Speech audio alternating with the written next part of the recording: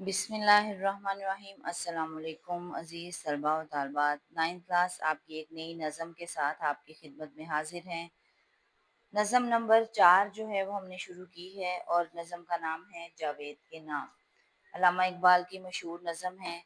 किसी भी जो है सिलेबस में अल्लामा इकबाल की बुक नज़म जो है वो ज़रूर शामिल होगी और बोर्ड के पॉइंट ऑफ व्यू से ये बहुत इम्पोर्टेंट तरीन नज़म ही होगी।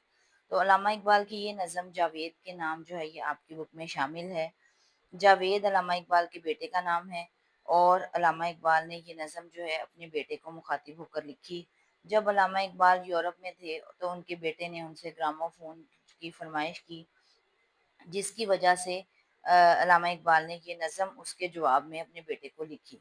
तो असल में ये अल्लामा इकबाल ने नज़म जो है ये अपने बेटे को नहीं बल्कि तमाम उम्मत मुस्लिमा के नौजवानों को बेदार करने के लिए जो है वो लिखी थी। तो इस वजह से हम लोगों ने पहला शेर जो है इसकी तशरीह हम कर चुके हैं। आज हम सेकंड शेर की तशरीह करेंगे।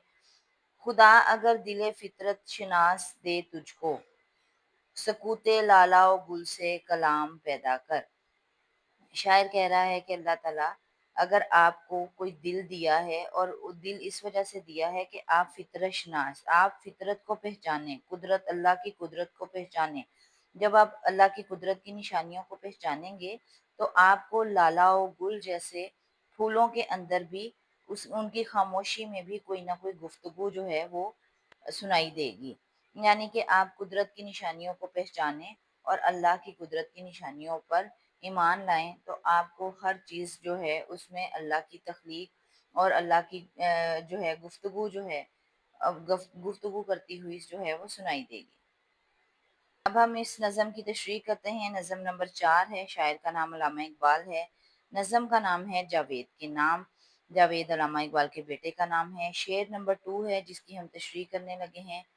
शेर है, खुदा अगर दिले फितरत शनास दे तुझको, सकूते लाला ओ गुल से कलाम पैदा कर। तो तशरीह शुरू करते हैं। अल्लामा इकबाल की शायरी आफाकी और आलमगीरी है।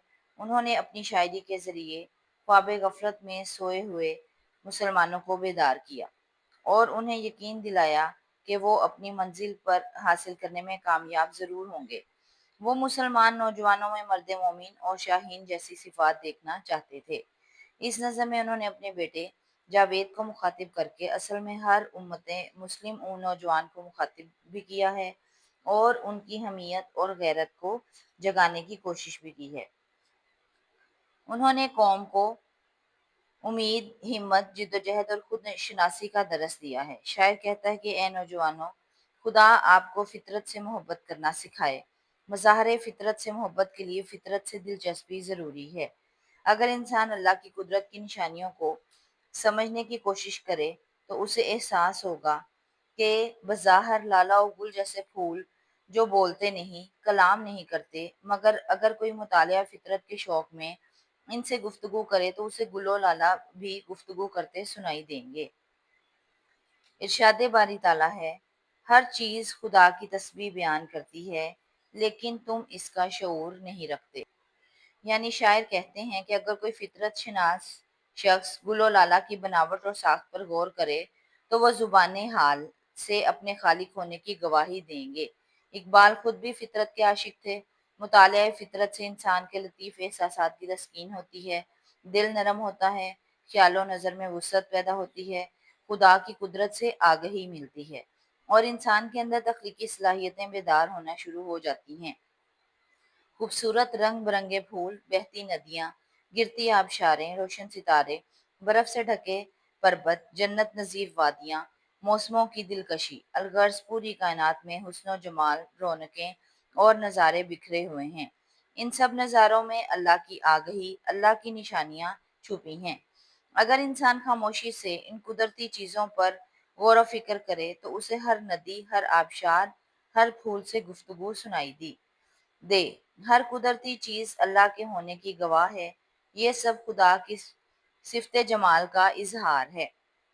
इसलिए शायर कहता है कि एक फितरत शनास शख्स ही हर कुदरती चीज़ से मोहब्बत अखज़ कर सकता है। अल्लाह की कुदरत को पहचानने वाला शख्स ही अल्लाह की अज़मत और बड़ाई का अंदाज़ा कर सकता है। रेलिवेंट शेर लिखेंगे, उसी का ये जलवा है चारों तरफ, हज़ारों निशां हैं हज़ारों तरफ।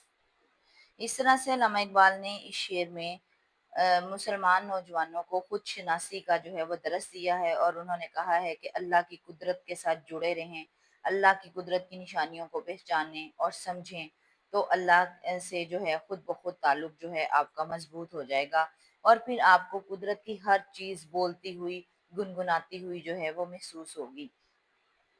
उम्मीद है कि आपको अल्लामा इकबाल का ये वाला फ़लसफ़ा जो है वो समझ में आ गया होगा। नज़म की तशरीह जो है उसको बहुत ज़्यादा मुश्किल अल्फाज में लिखने की ज़रूरत नहीं है, आसान अल्फाज में इनको जो है आप इसको इसका मफ़हूम जो है वो लिख सकते हैं। चैनल को सब्सक्राइब कर लीजिएगा और लाइक कर लीजिएगा। अस्सलाम वालेकुम व रहमतुल्लाहि व बरकातुहू।